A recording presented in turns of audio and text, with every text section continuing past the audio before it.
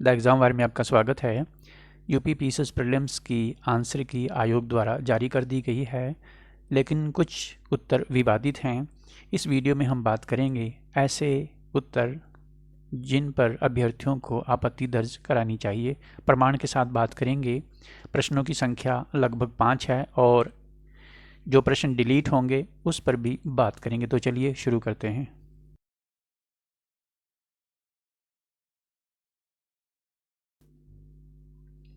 सबसे पहले हम बात करेंगे क्वेश्चन नंबर 4 पर। क्वेश्चन नंबर 4 पर बात इसलिए करेंगे क्योंकि कुछ अभ्यर्थी ये मान रहे हैं कि विकल्प एक गलत है, लेकिन ऐसा नहीं है। आयोग ने जो उत्तर दिया है ये सही है। ठीक है, अकबर ने बैरम खां को खाने खाना की उपाधि दी थी, ये सही है। बैरम खां के अलावा अब्दुल रहीम खाने खाना को भी दी थी, लेकिन अभ्यर्थी मान रहे हैं कि अब्दुल रहीम को दी थी, उसके नाम में भी खाने खाना लगा हुआ है, सरनेम। लेकिन उन्हें यहाँ पर वर्कर्स एंड पीजेंट्स पार्टी के संदर्भ में निम्नलिखित कथनों पर विचार की बात की गई है। वर्कर्स एंड पीजेंट्स पार्टी का गठन 1927 में हुआ था। ठीक है, ये गलत है। यहाँ पर केवल 2 ही सही है और आयोग ने जो उत्तर दिया है ये बिल्कुल सही है। वर्कर्स एंड पीजेंट्स पार्टी का गठन ये 1927 में नहीं बल्कि 1928 में हुआ है। ठीक है, तो इस पर भी ऑब्जेक्शन मत करिएगा, कोई ऑब्जेक्शन नहीं बनता है। इसके बाद हम क्वेश्चन नंबर 16 पर चलते हैं, जिस पर आपको 100% ऑब्जेक्शन करना है। आयोग द्वारा दिया गया उत्तर 100% गलत है। ठीक है, चलिए देख लेते हैं डेट।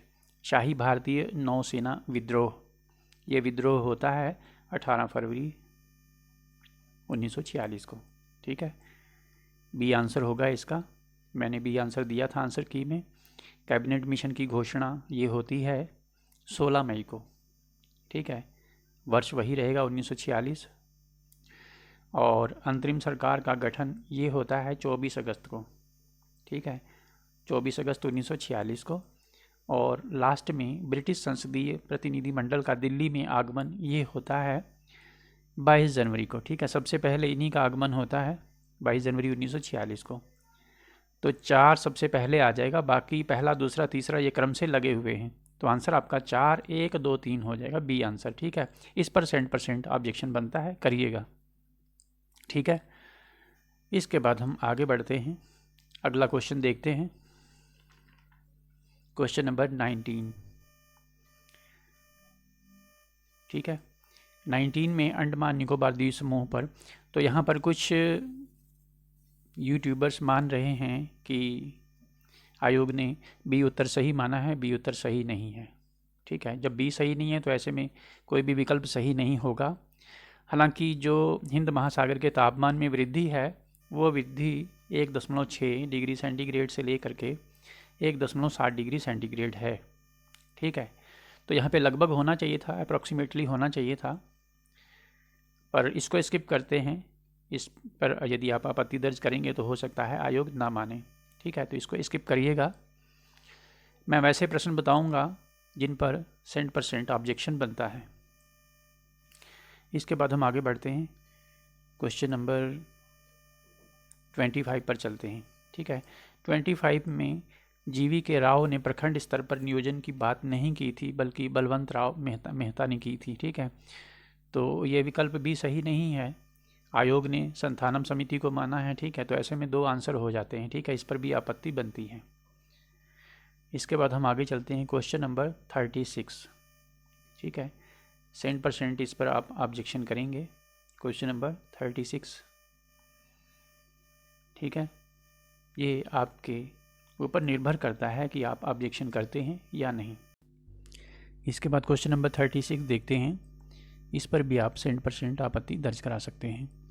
पहला विकल्प बिल्कुल सही है, कपास मुख्यतः खरीफ फसल है, लेकिन दूसरा विकल्प यहाँ पर सही नहीं है, लेकिन आयोग ने दोनों को सही माना है। कपास के उत्पादन के लिए वार्षिक जो वर्षा है वो 50 से 75 सेंटीमीटर नहीं बल्कि 50 से 100 होनी चाहिए। ठीक है, ज़्यादातर पुस्तकों ने 50 से 100 ही माना है, एनसीईआरटी 60 से 120 मानती है। ठीक है, 50 से 75 बिल्कुल नहीं होगा, तो दूसरा विकल्प गलत है, केवल पहला सही है, सी आंसर हो जाता है आपका। ठीक है, यही मैंने आंसर की में आपको बताया भी था। इस पर भी 100% आप आपत्ति दर्ज कर सकते हैं। 36 के बाद क्वेश्चन नंबर 37 भी देख लेते हैं। इसका आंसर भी गलत है। लाल मृदा भारत के दूसरे सबसे बड़े मृदा समूह को दर्शाती है। आयोग ने इसे सही माना है, लेकिन ये सही नहीं है। लाल मृदा, यदि आप मैप देखेंगे मिट्टियों वाला, तो उसमें आप देखेंगे लाल मृदा ने सर्वाधिक क्षेत्र को घेरा हुआ है। ठीक है, लाल मृदा दूसरी नहीं बल्कि पहली बड़े समूह वाली मृदा है, फर्स्ट नंबर पर होना चाहिए। ठीक है, तो आर तो सही है, ए नहीं सही है। ठीक है, ए गलत है, आर सही है, तो बी आंसर बनता है। आयोग ने सी दिया है। ठीक है, तो इस पर भी ऑब्जेक्शन बनता है 100%। ठीक है, स्रोत आपको उपलब्ध करवा देंगे। इसके बाद क्वेश्चन नंबर 46 पर चलते हैं। बाकी बीच में जो क्वेश्चन हैं उनके आंसर सही हैं। 46 को देख लेते हैं।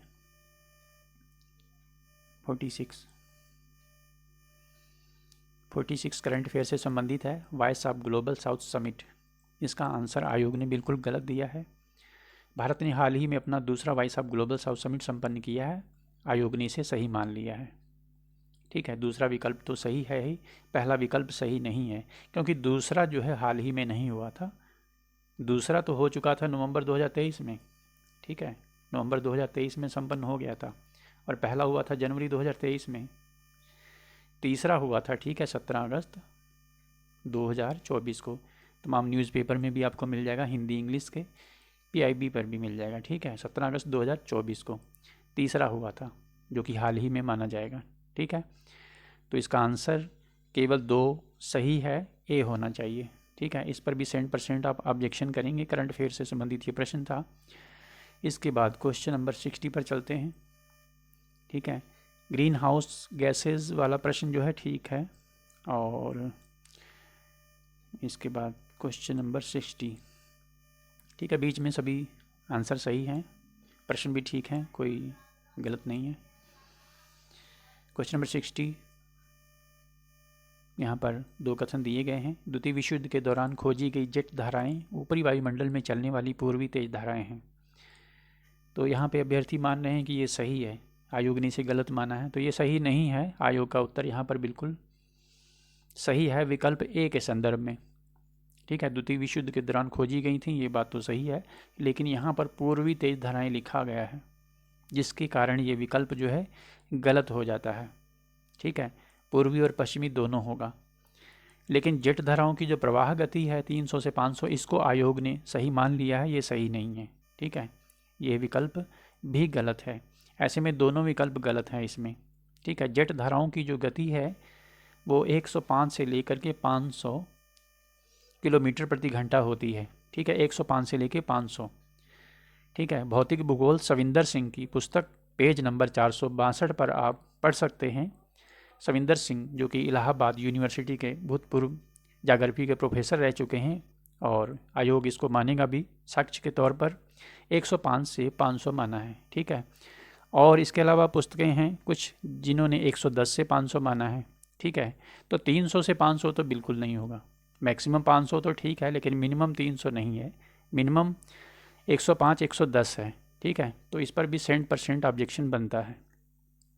ठीक है, आगे बढ़ते हैं। Question number 68। ठीक है, बाकी बीच में जो प्रश्न है इनके आंसर सही हैं, और रोग पैदा करने वाला सूक्ष्म जो जीव है पैथोजेंस, ये ठीक है, इस पर कोई दिक्कत नहीं है। मधुमेह जो कि एक बहुत ही सामान्य विकार है, संबंधित होता है, तो कुछ अभ्यर्थी इसको अग्नाशय और यकृत दोनों से मानते हैं। ठीक बात है, आयोग मानेगा या नहीं ये निर्भर करता है। ठीक है, जनरली तो अग्न्याशय है, पैंक्रियास है, लेकिन लीवर भी होता है। बहुत से डॉक्टर हैं, मैं आज ही एक वीडियो देख रहा था एक डॉक्टर की, जो कि लीवर को भी मानते हैं। ठीक है, तो ऑब्जेक्शन आप करना चाहें कर सकते हैं। मेरी सलाह है कि आप इसको स्किप करें। ठीक है, 5 क्वेश्चन ही हैं जिन पर आप ऑब्जेक्शन दर्ज करा सकते हैं 100%। क्वेश्चन नंबर 72 आपके सामने है। यहाँ पर बांध की जो लंबाई है ये सही नहीं है, तो बिल्कुल सही है कि ये सुमेलित नहीं है। इसके अलावा एक आंसर और भी है जो सुमेलित नहीं है, वो है डी। सिंचित क्षेत्र जो है वो 6 लाख हेक्टेयर नहीं है। ठीक है, जो सिंचित क्षेत्र है वो है 57,500 हेक्टेयर, 57,500 हेक्टेयर। ठीक है, 6 लाख तो बहुत ज़्यादा है, और आप उत्तर प्रदेश की जो इरिगेशन डिपार्टमेंट है उसकी वेबसाइट पर जाएंगे तो आपको आंसर मिल जाएगा। ठीक है, रामगंगा डैम की वेबसाइट पर जाएंगे, वहाँ पर भी आपको 57,500 मिल जाएगा। ठीक है, तो यहाँ पर दो आंसर हैं ए और डी। तो ऐसे में या तो बोनस अंक दिए जाएं या फिर प्रश्न को डिलीट किया जाए। ठीक है, इस पर भी आप 100% ऑब्जेक्शन करेंगे प्रमाण के साथ, प्रमाण आपको मिल जाएंगे। आगे बढ़ते हैं, क्वेश्चन नंबर 75।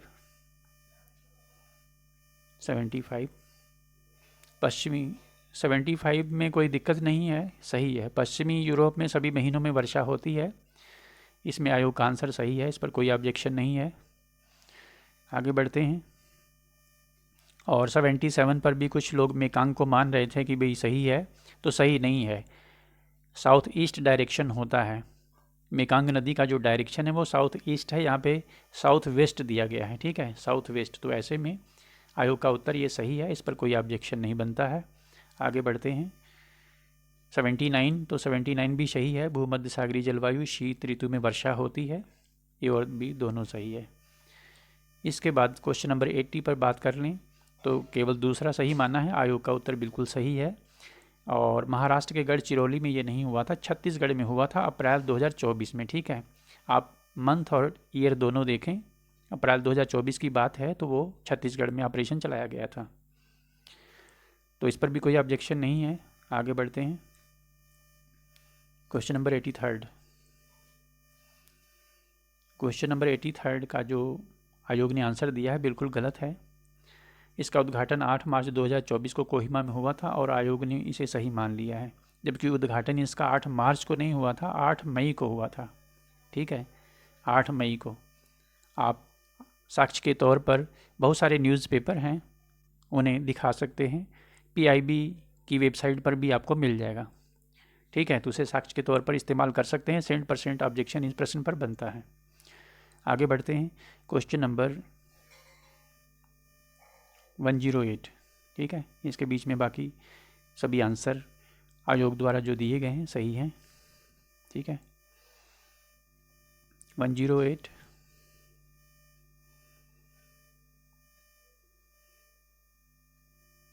माइनर चेंजेस करके प्रश्नों को टिपिकल बनाया गया है आयोग द्वारा, और पहली बार इतना टिपिकल क्वेश्चन पेपर ये अभ्यर्थियों को देखने को मिला है, और इस वजह से कट ऑफ भी कुछ कम जाएगी।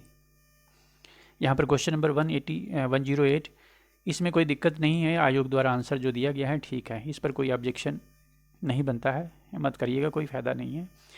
इसके बाद हम आगे बढ़ते हैं, क्वेश्चन नंबर 115, इसे तो डिलीट होना चाहिए, क्वेश्चन नंबर 115। और आर्थिक समृद्धि की बात यहाँ पे की गई है। आर्थिक समृद्धि, भारतीय अर्थव्यवस्था एक अल्प विकसित अर्थव्यवस्था है, अंडर डेवलप्ड की बात की है, तो इंग्लिश में अंडर डेवलप्ड लिखा गया है, तो ये ऐसा नहीं है। ठीक है, अंकटाड IMF नहीं मानते हैं, सेंट्रल गवर्नमेंट भी नहीं मानती है। भारतीय अर्थव्यवस्था मिश्रित जरूर है, ठीक है, और JM कीन्स अर्थशास्त्र के जनक नहीं है, तो ऐसे में केवल दूसरा सही है और चारों विकल्पों में नहीं दिया गया है, तो इस प्रश्न को डिलीट होना चाहिए, इस पर ऑब्जेक्शन आप करें। ठीक है, इसके बाद हम आगे बढ़ते हैं, क्वेश्चन नंबर देखते हैं 122। ठीक है, क्वेश्चन नंबर 122 की बात करें तो भारतीय संविधान का अनुच्छेद 352 आपातकालीन स्थिति की घोषणा से संबंधित है, बिल्कुल सही है। और जो कारण है, आपातकालीन स्थिति किसी भी समय उत्पन्न हो सकती है, एन इमरजेंसी में take place at any time. तो जनरली हमारी लाइफ में जो आपात स्थिति आ जाती है, समस्याएं आ जाती हैं, वो एक अलग बात है। ठीक है, लेकिन संविधान के अंतर्गत आपातकालीन स्थिति किसी भी समय संपन्न नहीं हो सकती, उत्पन्न नहीं हो सकती है, उसके लिए कुछ सर्टेन कंडीशंस होती हैं। ठीक है, आपात स्थिति की दशाएं होती हैं, और फिर संसद को बुलाया जाता है, संसद की बैठक होती है, उसमें इमरजेंसी लागू करनी है, उस पर चर्चा होती है, वोटिंग होती है, फिर लागू होती है। इसकी दशाएं हैं, तो किसी भी समय उत्पन्न नहीं हो सकती है। संविधान के अंतर्गत यदि हम देखें तो जो आर है वो सही नहीं है। ठीक है, अभिकथन ए सही है, ए सही, आर गलत है, डी आंसर होना चाहिए इसमें, लेकिन आयोग मुझे लगता है नहीं मानेगा। तो इस पर आपका विवेक क्या कहता है, आप इस पर दर्ज करना चाहते हैं या नहीं, ये आपके विवेक पर निर्भर करता है। ठीक है, और इसके बाद हम आगे बढ़ते हैं। Question number 131। 131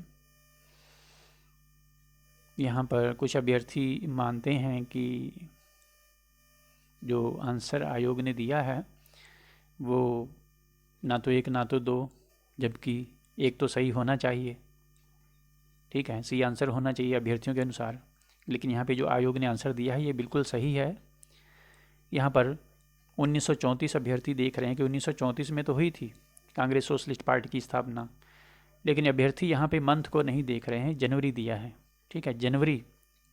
मैंने कहा कि माइनर चेंजेस किया है विकल्प में और आपके सामने रख दिया है, जिससे कि अभ्यर्थियों के प्रश्न गलत हो जाएं, और वही हुआ है। जो कांग्रेस सोशलिस्ट पार्टी है, कांग्रेस समाजवादी पार्टी, इसकी स्थापना अक्टूबर माह में होती है, अक्टूबर 1934 में। ठीक है, तो ऐसे में इस पर किस आधार पर आप ऑब्जेक्शन करेंगे? ठीक है, इस पर ऑब्जेक्शन नहीं बनता है, आयोग का उत्तर सही है। ठीक है, आगे बढ़ते हैं। Question number 143। ठीक है, बाकी बीच में जो भी प्रश्न हैं उनके उत्तर सही हैं। 143 क्वेश्चन नंबर ये है समवर्ती सूची से संबंधित, तो इसमें भी कोई ऑब्जेक्शन वाली बात नहीं है। आयोग ने जो आंसर दिया है दूसरा तीसरा बिल्कुल ठीक है।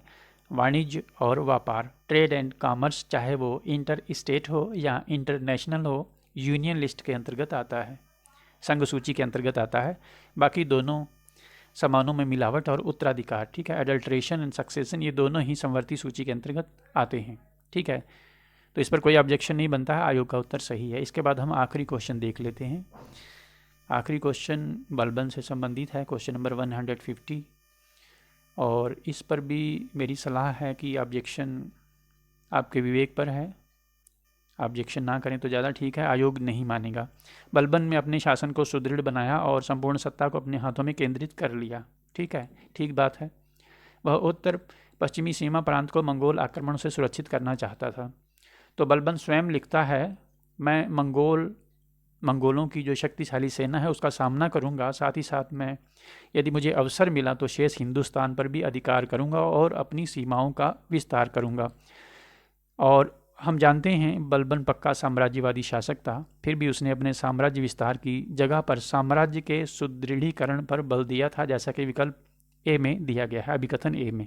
ठीक है, तो टेक्निकली यहाँ पर आंसर तो ए होना चाहिए, लेकिन आयोग मुझे लगता है नहीं मानेगा, अपने सी पर ही अड़ा रहेगा। तो इस पर ऑब्जेक्शन ना आपत्ति दर्ज करा सकते।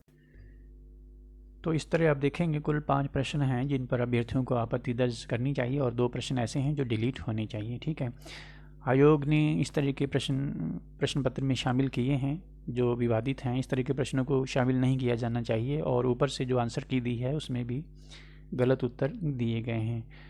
और सवाल उठता है, एक तरफ आप देखेंगे यूपीएससी है जो सिविल सेवा परीक्षा के साथ साथ अन्य प्रतियोगी परीक्षाओं को भी संपन्न करवाता है, वहाँ पर इस तरह की कोई त्रुटि देखने को नहीं मिलती है।